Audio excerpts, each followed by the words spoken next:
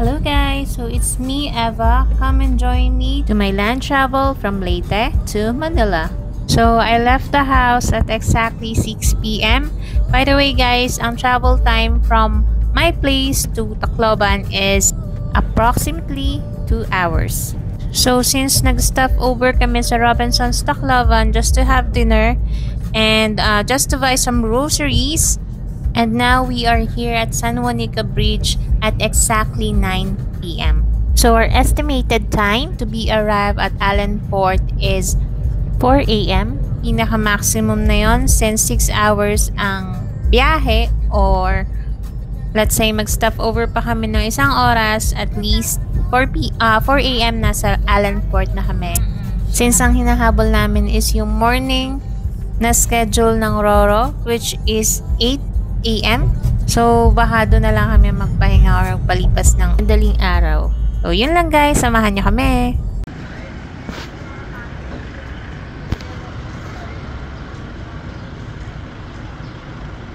So, ayun nga guys. Dumating kami dito sa port ng 4 a.m. and then midlip lang ako. So, nakaidlip naman tayo ng 2 oras. So, after 4 hours of waiting, ngayon sasakay na tayo ng barko. And ang sasakyan nga pala natin is Fastcat. And ang singil nila sa akin is 1,700 for fare kasama na ang driver. So, guys, depende yon kung anong sasakyan yung dala nyo. Kung motor, mas makakamura. Kung SUV, I think same lang. And then kung normal na kotse or sedan or Vios, mas makakamura. And nag-additional nga pala ako ng 170 pesos since may kasama akong bata. So, ayun guys, diretso na tayo sa loob.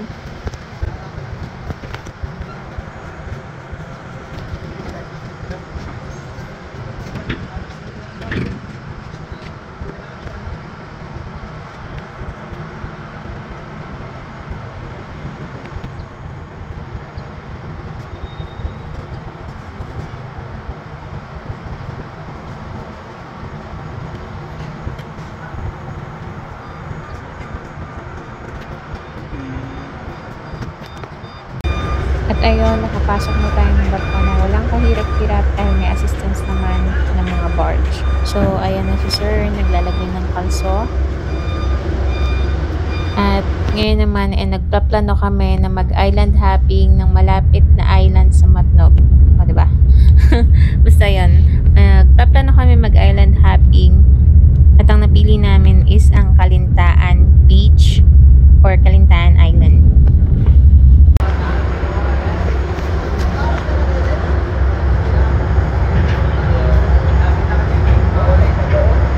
So we are now at Matnog Port and excited na kami pumunta ng island.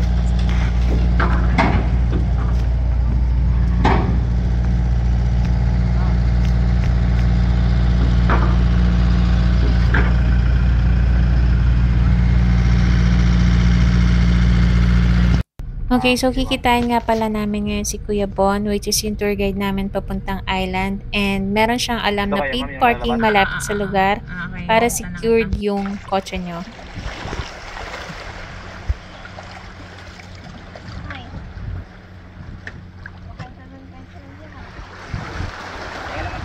And now, sasakay naman kami ng bangka para makapunta sa island. Sa mga hindi nga pala nakakaalam kung saan yung Kalintaan Island, i-search nyo na lang sa Google or Google Maps, pero nasa baba lang siya ng Matnog.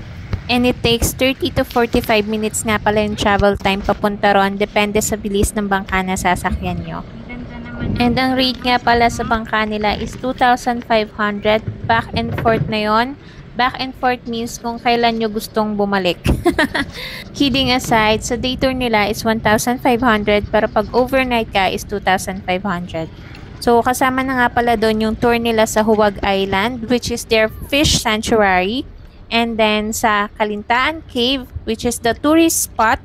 And then sa Subic Beach, which is their pink beach due to its corals. So, isipin mo yun guys, 2,500 lang, nakapag-island hopping ka na. And excluded lang doon yung pag-i-stayan nyo, which is maraming namang mapag-i-stayan doon, like Dulai's Place, Arcadia Resort, and Subic Beach kay Kuya Boys. Advice ko nga pala guys, kung pupunta kayo ron, agahan nyo or at least tanghali. Kasi ang pagkakaalam ko, may tourist sana na pupunta ron. Kaso hapon na sila, so naabutan sila ng napakalakas na alon or maalon. So hindi na nila tinuloy. And by the way guys, wag nyo nga pala akong gagayahin na maglagay ng sunscreen or sunblock kung gusto nyo pumunta ng Huwag Island dahil hindi kayo papayagan.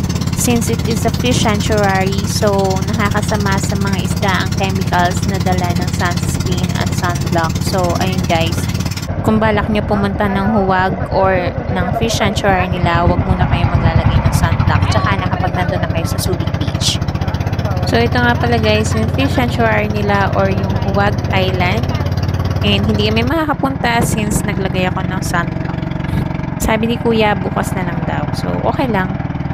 So we are now at Calintaan Island. So see guys, kung gaano kaputi yung sand nila.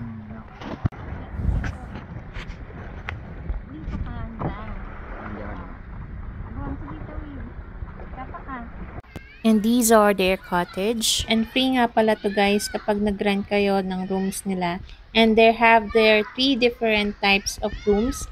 One is the standard couple room, which is good for couples and pwede na rin kayo magsama ng isang bata. Air-conditioned room na siya and may CR and sink na rin. And double size bed nga pala yun guys.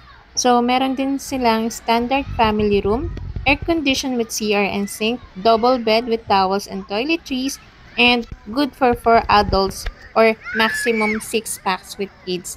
And meron din naman sila yung pinaka-aircon family room nila, which is 2 queen size bed. May toiletries na rin yun. And good for 4 adults and 6 kids din. So, iba-iba nga pala yung rate nila guys. Sa couple room is 2,500 lang. Sa standard family room is 4,500. And sa air-conditioned family room nila is 5,500. At ito nga pala guys, yung standard couple room nila at saka yung standard family room nila.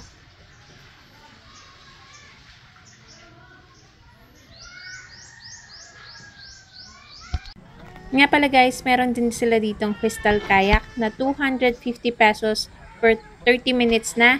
And meron naman sila ditong ordinary kayak na 250 pesos per hour na.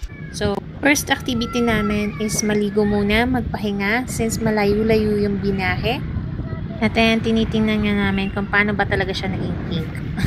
I definitely recommended this place para sa mga introvert na kagaya ko. Napakalinis at napaka-peaceful lang ng lugar. Ayun lang guys, sana nag-enjoy kayo sa aking first day dito sa Calintaan Island.